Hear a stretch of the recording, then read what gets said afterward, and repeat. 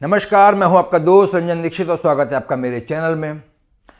Motilal Oswal mutual fund जो है एक नया एनएफओ लेकर आए हैं। Motilal Oswal MSCI EAFE top 100 select index fund. ये एक इंटरनेशनल फंड है। हमारी म्यूचुअल फंड इंडस्ट्री काफ़ी तेज़ी से बदल रही है। जहां पहले डोमेस्टिक म्यूचुअल फंड्स का ही बोलबाला हुआ करता था, आज की डेट में हर AMC में एक इंटरनेशनल फंड या अलग अलग तरीके के इंटरनेशनल फंड्स लाने की होड़ मची हुई है। ऐसे में निवेशक बड़ा कंफ्यूज है कि कौन से इंटरनेशनल फंड में वो एक्सपोजर ले या ना ले।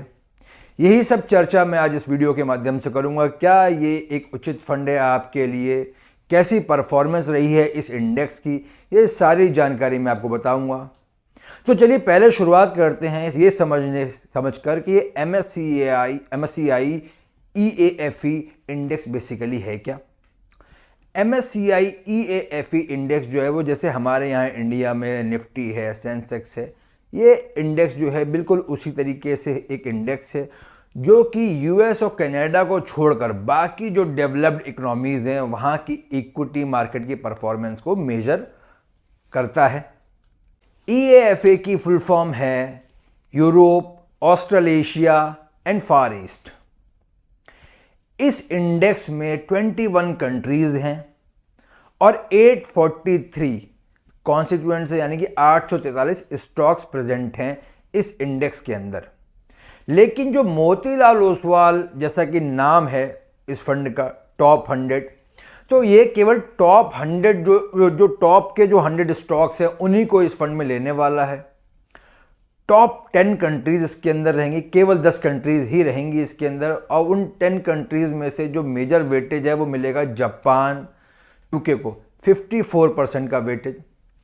टॉप 3 सेक्टर्स जो इस फंड के अंदर रहेंगे वो रहेंगे फाइनेंशियल्स, हेल्थ केयर और कंज्यूमर डिस्क्रिशनरी, और इनका जो वेटेज रहेगा वो फंड के अंदर 49% का रहेगा।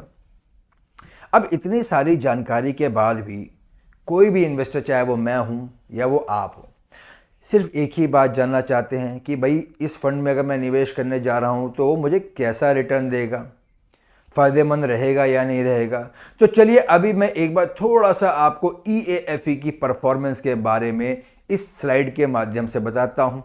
तो चलिए अभी बताते हैं आपको MSCI EAFE इंडेक्स के बारे में। यहां पर अगर आप देखें तो सबसे ज़्यादा वेट जो है कंट्री में वो जापान का है 22.89, यूनाइटेड किंगडम का है 14.56, फ्रांस का 11.47, स्विट्जरलैंड का 9.9% और जर्मनी का 8.98%। बाकी सारी कंट्रीज मिला के 32.2% है।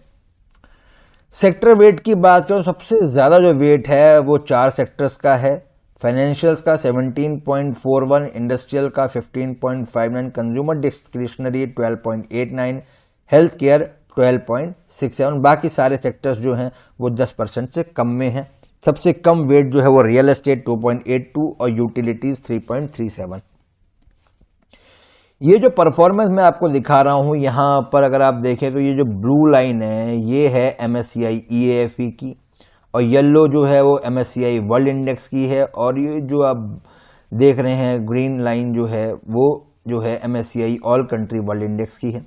ये डॉलर टर्म्स में परफॉर्मेंस दिखाई गई है अक्टूबर 2006 से अक्टूबर 2021 तक की।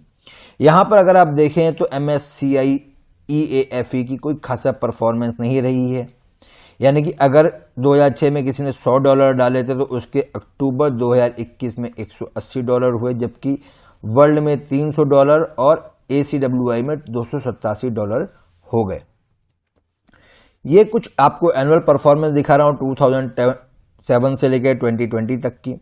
यहाँ पर भी अगर आप पिछले 3 साल की परफॉर्मेंस देखें तो EAFE का 7.82% का रिटर्न रहा है 2020 में, जबकि वर्ल्ड ने 15.90 और ऑल कंट्री वर्ल्ड इंडेक्स ने 16.25% का रिटर्न दिया।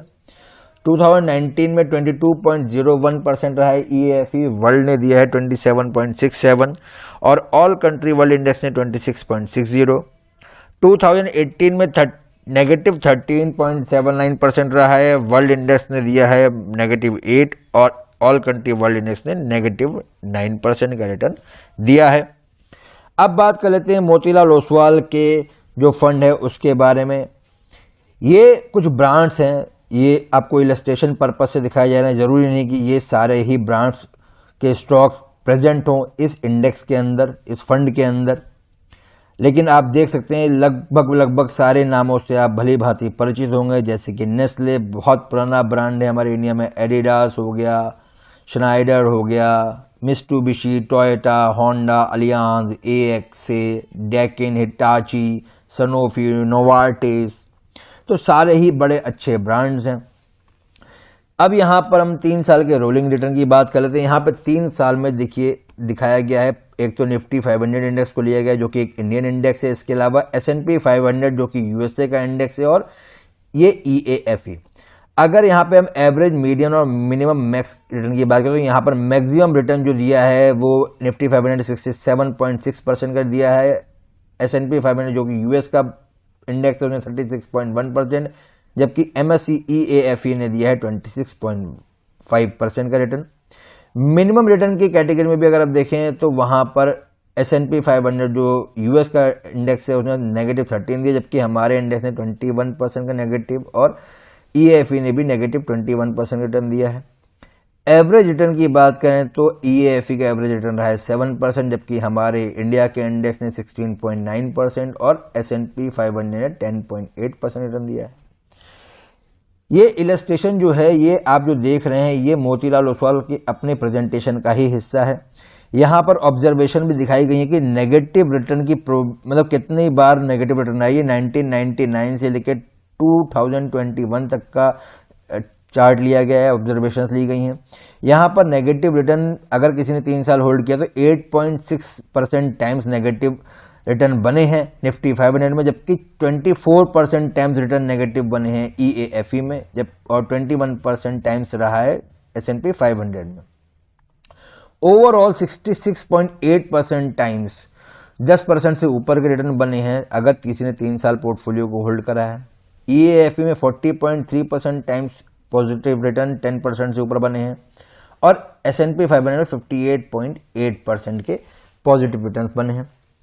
अब बात कर लेते हैं 5 साल की, तो 5 साल में देखें तो किसी ने 5 साल कभी भी होल्ड किया है 1999 से लेकर 2021 तक में, तो निफ्टी 500 इंडेक्स ने नेगेटिव की प्रोबेबिलिटी बहुत कम रही है, मतलब 0.9% जो है वो नेगेटिव रहा है रिटर्न, जबकि 72.2% टाइम्स जो है 10% से ऊपर के रिटर्न बने हैं।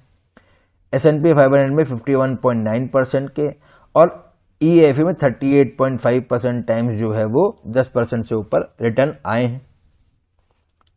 तो जैसा कि आपने देखा कि EAFE इंडेक्स की कोई बहुत इंप्रेसिव परफॉर्मेंस नहीं है, उससे अच्छा तो MSCI वर्ल्ड इंडेक्स ने और ऑल कंट्री वर्ल्ड इंडेक्स ने परफॉर्म करके दिया है। यहाँ पर EAFE को आप एज अ कंट्रेरियन बेट इस्तेमाल कर सकते हैं कि हो सकता है आने वाले समय में वो अच्छा परफॉर्म करें। मेरे हिसाब से जोग्राफिकल डाइवर्सिफिकेशन के लिहाज से और एक इकोनॉमी वाइज यूएस सबसे बड़ी इकोनॉमी है, चूँकि बहुत बेहतर कंपनीज हैं वहाँ पर, और रुपये और डॉलर के बीच में अगर देखा तो डॉलर काफ़ी अच्छा हमेशा अप्रिशिएट होता है, तो आपको करेंसी डाइवर्सिफिकेशन मिलेगा। इसके लिए आप मोतीलाल ओसवाल का ही S&P 500 इंडेक्स फंड ले सकते हैं जो कि यूएस का ही इंडेक्स है और वेल डाइवर्सिफाइड है। अगर आप डेट के टैक्सेशन से बचना चाहते हैं, जी हाँ, आपको अगर नहीं मालूम हो तो मैं बता दूं कि इंटरनेशनल फंड में जो टैक्सेशन है वो डेट का लगता है। अगर आप 3 साल से पहले विड्रॉ करते हैं तो शॉर्ट टर्म कैपिटल गेन लगता है और आपको अपने करंट टैक्स स्लैब के हिसाब से आपको टैक्स देना पड़ता है। और अगर आप 3 साल के बाद विड्रॉ करते हैं तो पोस्ट इंडेक्सेशन यानी महंगाई दर के बाद जो भी आपने पैसा कमाया है उस पर आपको 20% टैक्स देना पड़ेगा। अगर आप इन चीज़ों से बचना चाहते हैं तो हमारी इंडस्ट्री में कुछ फंड्स अवेलेबल हैं जहां पर थोड़े पोर्शन में इंटरनेशनल स्टॉक्स को भी रखा गया हुआ है, जैसे कि एक्सिस का ग्रोथ अपॉर्चुनिटीज फंड। इसमें 23% एक्सपोजर जो है फॉरेन इक्विटीज़ का है और 65% से ऊपर चूंकि हमारी इंडियन इक्विटी का एक्सपोजर, तो इसमें टैक्सेशन जो है वो इक्विटी का ही लगेगा। इसके अलावा पराग पारिक का फ्लेक्सी कैप फंड है, इसमें 31% एलोकेशन फॉरेन इक्विटीज़ को दिया गया हुआ है। तो अगर आप इक्विटी की टैक्सेशन के साथ फॉरेन इक्विटी का मजा लेना चाहते हैं तो आप इन दोनों फंड में से किसी फंड में अपनी एलोकेशन को ले सकते हैं। तो कैसा लगा आपको ये मेरा ये वीडियो? प्लीज़ कमेंट करके ज़रूर बताइएगा, और अगर अच्छा लगा हो तो please share it with your friends and family, और सब्सक्राइब करना मत भूलिएगा। Thank you.